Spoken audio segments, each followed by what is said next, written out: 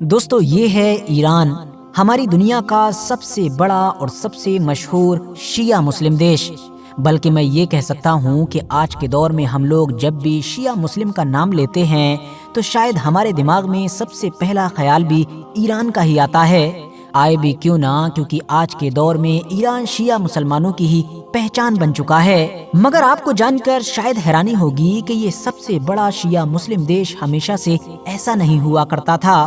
بلکہ آج سے صرف 3-4 صدی پیچھے بھی جاؤ گے تو یہاں پر رہنے والے زیادہ تر لوگ سنی مسلمان ہوا کرتے تھے، اور اس دیش کا جو اسٹیٹ یعنی کہ آفیشیل ریلیجن تھا وہ بھی سنی اسلام ہی تھا۔ لیکن تبھی کہ جب آلریڈی ایران میں اسلام کو آئے ہوئے لگ بھگ 900 سے 1000 سال گزر چکے تھے، ایران کے اندر ایک بچے کی پیدائش ہوئی، ایک ایسے بچے کی پیدائش کہ جس نے صرف ایران کو ہی نہیں بلکہ باقی دنیا کے بھی نقشے کو اور اس کے اتہاس کو پوری طریقے سے بدل کر رکھ دیا۔ دراصل دوستو، سب سے پہلے تو میں آپ لوگوں کو یہ بتاتا چلوں کہ ایران دنیا کے ان خاص علاقوں میں سے ہے کہ جہاں پر اسلام بالکل شروعاتی دور میں ہی پہنچ چکا تھا۔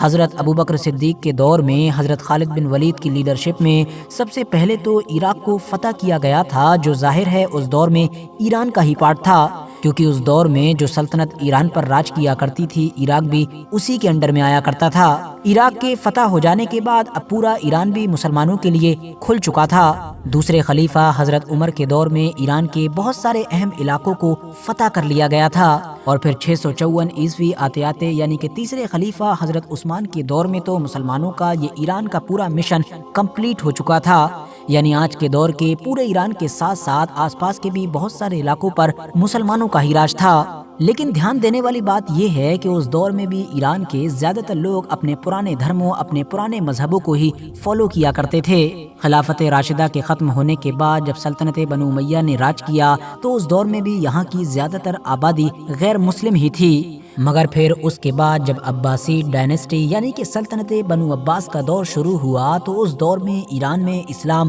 بڑی تیزی کے ساتھ پھیلا۔ صرف یہاں کے لوگ اسلام کی طرف ہی نہیں بڑھے بلکہ مسلمانوں کی یہ جو مین سلطنت تھی اس کے اندر ایرانیوں کا انفلوئنس بھی بڑھنے لگا تھا۔ بڑھتا بھی کیوں نہ، کیونکہ اس دور میں تو یہ پوری سلطنت ہی عراق کے کوفہ یا پھر بغداد جیسے شہروں سے ہی کنٹرول ہوا کرتی تھی۔ اس دور میں ایران کے اندر اسلام کتنی تیزی کے ساتھ پھیلا تھا، اس چیز کا اندازہ اسی بات سے لگایا جا سکتا ہے کہ پورے ایران کے اندر مڈ 19 سینچری کے اندر مسلمانوں کی جو آبادی 40% کے قریب تھی وہ 11 یعنی کہ 11ویں سینچری آتے آتے 100% میں بدل چکی تھی۔ اتہاسکار مانتے ہیں کہ مسلمانوں کے دوسرے اور تیسرے خلیفہ یعنی کہ حضرت عمر اور حضرت عثمان کے دور میں جب ایران میں اسلام پہنچا تھا تب سے لے کر آج تک لگاتار ہمیشہ ایران کا جو اسٹیٹ ریلیجن ہے یعنی کہ راشٹریہ دھرم ہے وہ ہمیشہ اسلام ہی رہا ہے، سوائے ان کچھ سالوں کے کہ جب منگولوں کی طرف سے ایران پر خطرناک حملہ کیا گیا تھا۔ یہاں پر نوٹس کرنے والی بات یہ بھی ہے کہ اگر آپ لوگ حضرت عمر اور حضرت عثمان کے دور کے بعد سے لے کر اگلے 700-800 سال کا ایران کا جائزہ لیں گے یعنی کہ 15ویں صدی کے آخر تک کا، تب آپ پائیں گے کہ یہ نہ صرف ایک اسلامک دیش رہا بلکہ سنی اسلامک دیش رہا۔ یہاں کے رہنے والے زیادہ تر لوگ بھی سنی تھے اور یہاں کا اسٹیٹ ریلیجن بھی سنی ہی رہا کرتا تھا۔ حالانکہ یہاں پر ہمیشہ سے ہی کچھ % الگ الگ علاقوں میں شیعہ آبادی بھی رہا کرتی تھی، بلکہ شیعہ گروپ کے بہت سارے اتہاس کے جو مشہور اسکالرز ہیں ان کا جنم بھی یہیں پر ہوا ہے یا وہ یہیں کے رہنے والے تھے، مگر زیادہ تر سنی آبادی اور حکومت کے انفلوئنس کی وجہ سے ہمیشہ اسٹیٹ ریلیجن سنی اسلام ہی رہا۔ لیکن پھر لگ بھگ 900 سال گزر جانے کے بعد سال آیا سن 1487 کا کہ جب ایران کے علاقے میں ایک بچے کی پیدائش ہوئی۔ یہ وہی بچہ تھا کہ جس کو دنیا آج اتہاس میں شاہ اسماعیل صفوی کے نام سے یاد کرتی ہے۔ شاہ اسماعیل کا تعلق صفوی نام کے ایک صوفی سلسلے سے تھا، ایون ان کے جو فادر یعنی والد تھے شیخ حیدر وہ بھی ایک صوفی ہوا کرتے تھے جو اردبیل نام کے شہر میں رہا کرتے تھے۔ مگر شاہ اسماعیل صفوی اپنے اس سلسلے کے آخری پیر ثابت ہوئے، کیونکہ انہوں نے تو اپنی اس پیری کو بادشاہت کا رنگ دے دیا تھا اور پھر بنیاد رکھی تھی ایک طاقتور سلطنت کی کہ جس کو ہم لوگ صفوی سلطنت کے نام سے جانتے ہیں۔ دراصل معاملہ یہ تھا کہ 15ویں صدی کے شروع میں امیر تیمور کے جانشینوں کے زوال کے بعد ایران کا یہ پورا علاقہ لگ بھگ 9 سے 10 الگ الگ چھوٹی بڑی ریاستوں میں بٹا ہوا تھا۔ اس پورے علاقے میں جو سب سے بڑی سلطنت تھی وہ تھی آگ کیونلو نام کی، کہ جو دراصل ترکمانوں کی ہوا کرتی تھی۔ क्योंकि तबरेज से लेकर दयार बकर तक का पूरा इलाका इसी सल्तनत के अंडर ही में आया करता था। इसी सल्तनत के ही एक सूबेदार के साथ जंग करते हुए ही शाह इस्माइल सफवी के फादर यानी कि शेख हैदर की मौत हुई थी। बाद में आग के उनलो नाम की इस सल्तनत ने शाह इस्माइल सफवी की जो फैमिली का शहर था यानी कि अर्दबेल, उस पर भी कब्जा कर लिया था। इस कब्जे के दौरान ही शाह इस्माइल सफवी के बड़े भाई यानी कि अली मुर्तजा सफवी को भी कत्ल कर दिया गया था, जबकि बाकी बचा हुआ लड़का शाह इस्माइल सफवी के जिसकी उम्र 7 साल थी उसको गिलान की तरफ फरार होना पड़ा। कुछ वक्त के बाद ही यानी जब शाह इस्माइल की उम्र अभी सिर्फ 12 साल ही थी तब ये अपने मुरीदों के दम पर अनातोलिया, कुर्दिस्तान और अजरबैजान के इलाके से एक बड़ी फौज तैयार करने में कामयाब हो गया। कम उम्री और ना तजर्बेकारी के बावजूद भी शाह इस्माइल सफवी ने शीरवान और बापू जैसे इलाके को फतह कर लिया और 1499 आते आते तबरेज जैसे मशहूर शहर को फतह करके उस आग के उनलो नाम की पूरी सल्तनत को ही हमेशा हमेशा के लिए खत्म कर दिया। साल 1503 आते आते अब शाह इस्माइल सफवी की ये ईरानी सल्तनत दुनिया के एक बड़े इलाके पर फैल चुकी थी। इतिहासकार मानते हैं कि शाह इस्माइल सफवी की सबसे बड़ी जंग बुखारा के ताकतवर हुक्मरान शैबानी खान के साथ हुई थी। ये वही शैबानी खान है कि जिसको किसी दौर में भारत में मुगल सल्तनत की बुनियाद रखने वाले ज़हीरुद्दीन मोहम्मद बाबर का सबसे बड़ा दुश्मन माना जाता था। शाह इस्माइल सफवी ने शैबानी खान की 28,000 की फौज को सिर्फ 17,000 की फौज से शिकस्त दे दी। हराने के बाद शाह इस्माइल सफवी ने न सिर्फ शैबानी खान को कत्ल किया था बल्कि उसकी खोपड़ी को एक प्याले की सी शक्ल दी थी जिसको हीरो जवाहरात से मुज़य्यन किया गया था। इसको शराब पीने के लिए इस्तेमाल किया जाता था और बाद में यही प्याला शाह इस्माइल सफवी की तरफ से मुगल सल्तनत की बुनियाद रखने वाले ज़हीरुद्दीन मोहम्मद बाबर को तोहफे के तौर पर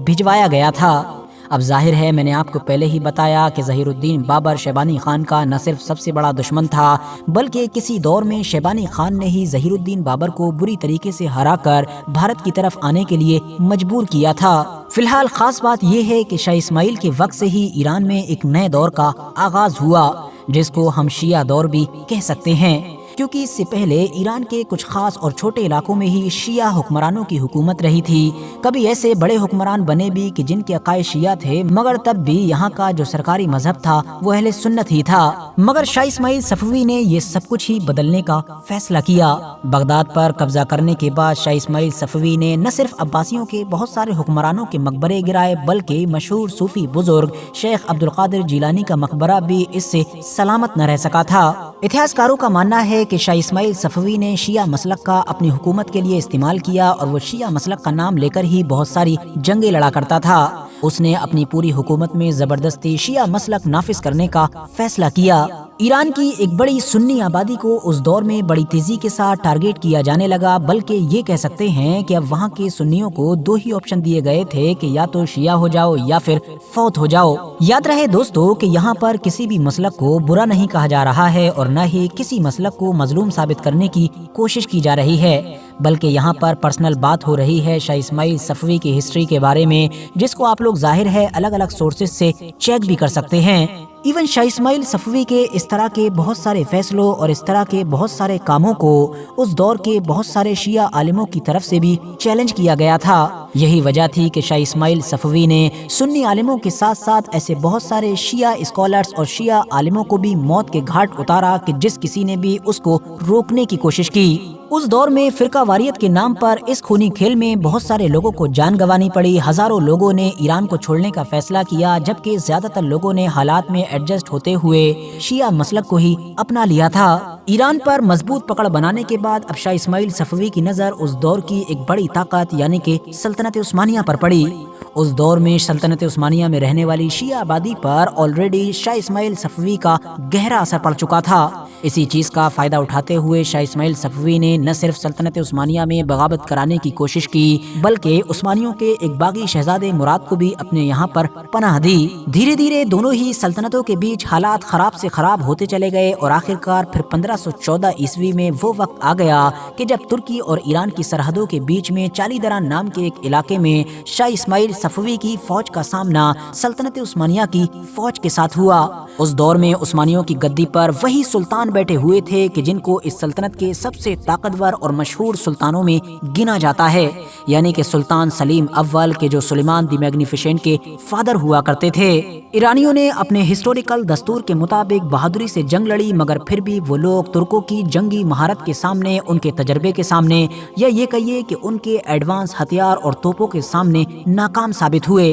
25,000 के करीब ईरानी लोग इस जंग में मारे गए, जबकि खुद शाह इस्माइल सफवी को भी जान बचाने के लिए वहां से फरार होना पड़ा। जंग में ईरानियों की हार के साथ ही तबरेज, दयार बकर जैसे कई मशहूर ईरानी सूबे अब सल्तनत उस्मानिया के अंडर में चले गए थे। इस जंग में हार के बाद न जाने क्यों शाह इस्माइल सफवी का जंग से बिल्कुल दिल उठ ही गया था और शाह इस्माइल सफवी ने अपने आप को लगभग शराब में डुबो लिया था। कुछ वक्त के बाद ही यानी सन 1524 ईस्वी में और सिर्फ 36 साल की उम्र में शाह इस्माइल सफवी की मौत हो गई थी। इतिहासकारों का मानना है कि अगर जंगे चाली दरान में उस्मानियों की नहीं बल्कि ईरानियों की जीत हुई होती तो इस बात में कोई शक नहीं कि शाह इस्माइल सफवी को अमीर तैमूर से भी बड़ा फातेह माना जाता। इतना ही नहीं, इसके अलावा आज के दौर में ईरान के साथ साथ मिडिल ईस्ट का ज्यादातर इलाका शायद सुन्नी नहीं बल्कि शिया मसलक का होता। शाह इस्माइल सफवी के बाद भी लगातार 2 सदियों तक ये सफवी सल्तनत बाकी रही थी और इस पूरे ही दौर में उसका सल्तनत उस्मानिया से मुकाबला चलता ही रहा था। और वहीं कभी कभी दूसरी तरफ मौजूद उस मुगल सल्तनत से भी कभी कभी नोकझोंक हो जाया करती थी कि जो भारत के इलाके में मौजूद थी और सफवी सल्तनत की दूसरी पड़ोसी थी। फिलहाल दोस्तों, आज की अपनी इस ऐतिहासिक वीडियो को यहीं पर खत्म करने से पहले मैं आप लोगों से ये रिक्वेस्ट भी जरूर करना चाहूंगा कि आप लोग मेरा सेकंड चैनल कि जिस पर मेनली मैं न्यूज़ वगैरह कवर करता हूँ उसको भी जरूर सब्सक्राइब करें। डिस्क्रिप्शन और कमेंट्स बॉक्स में लिंक मिल जाएगा। बाकी यूट्यूब पर साजिद ज़ोहैब लिखकर भी सर्च कर सकते हैं। ये वीडियो भी अगर इन्फॉर्मेटिव लगी हो तो लाइक करने के साथ साथ दोस्तों के साथ जरूर शेयर करें और ऐसे ही वीडियोस आगे भी देखने के लिए इस चैनल को भी जरूर सब्सक्राइब करें।